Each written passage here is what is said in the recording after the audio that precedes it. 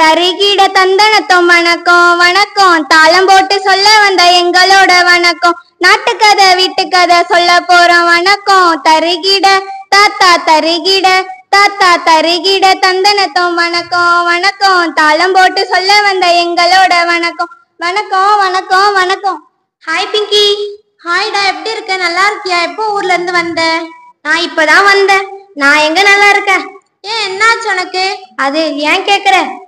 சோதனை மேல் சோதனை போதுமடா சாமி. உனக்கு என்ன சோதனை வந்துச்சு? அதுவா, ஸ்கூலுக்கு போனா படி படி படின்றாங்க, வீட்டுக்கு வந்தா படி படின்றாங்க, ஸ்கூலுக்கு போனா டெஸ்ட் டெஸ்ட்ன்றாங்க.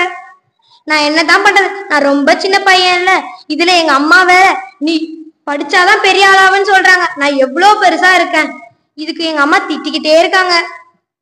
ஏன்டா இதுக்கேண்டா கவலைப்படுற? உனக்கு என்னதான்டா ஆச்சு? ஒழுங்கா விஷயத்த சொல்லு. நான் ஸ்கூலுக்கு போவாதப்ப எங்க அம்மா அணி நடத்தினாங்க. அது தீவகணி. நாளைக்கு போனா டெஸ்ட்.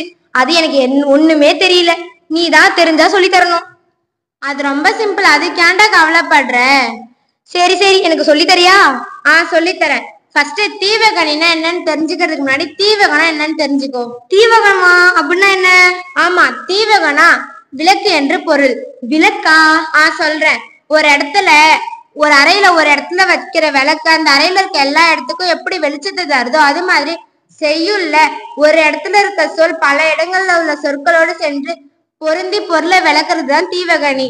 ஓ அப்படியா, சரி சரி. இது 3 வகையா இருக்கு. முதல்நிலை தீவகம், இடைநிலை தீவகம், கடைநிலை தீவகம்னு 3 வகையா இருக்கு. சரி, இதுக்கு ஒரு எடுத்துக்காட்டுக்கு சொல்ல. இதுக்கு ஒரு எடுத்துக்காட்டு இருக்கான், சொல்றேன்.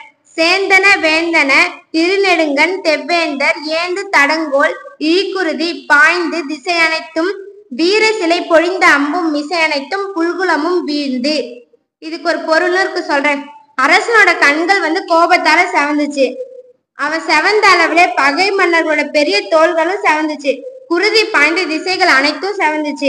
வலிய வில்லால் ஏற்பட்ட அம்புகளும் செவந்துச்சு. குருதி மேல விழுந்த பறவை கூட்டங்களும் செவந்துச்சு. பிங்கி பிங்கி, ஒரு நிமிஷம். இதுக்கு நான் ஒரு எடுத்துக்காட்டு சொல்றேன், அதுக்கு சரியா இருக்குமா நீ பார்த்து சொல்றியா? சொல்லு. அதுவா, நம்ம தளபதி நடிச்ச படத்துல குருவி படம் தெரியுமா உனக்கு? தெரியும். என்ன அதுல தேன் தேன் ஒரு பாட்டு இருக்கு, அது உனக்கு தெரியுமா? அந்த பாட்டா? தெரியும். ஓ, எனக்கு புரியுது. உனக்கு தீவகணி நல்லா புரியுது, அதனாலதான் நீ இதுக்கான சரியான எடுத்துக்காட்டும் சொல்லி இருக்க. சரி, என் கூட சேர்ந்து இந்த பாட்டு பாடுறியா நீனும்? ஓ அப்படியா, பாடலாமா? பாடலாம் பாடலாம். தேன் தேன் தேன் உன்னை தேடி அலைந்தேன், உயிர் தீயை அளந்தேன், சிவந்தேன். இந்த பாட்டு கரெக்டா தீவகணிக்கு? இந்த பாட்டு சரியான விளக்கம் தீவகணிக்கு.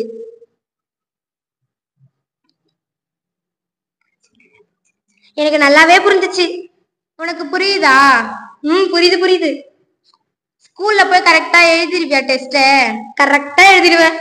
சரி, இனிமே உனக்கு எந்த டவுட்னாலும் ஃபர்ஸ்ட் நீ ஆசிரியர்கிட்ட கேளு, அவங்க கரெக்டா சொல்லி கொடுப்பாங்க. எதுக்கும் பயப்படாத, ஓகேவா?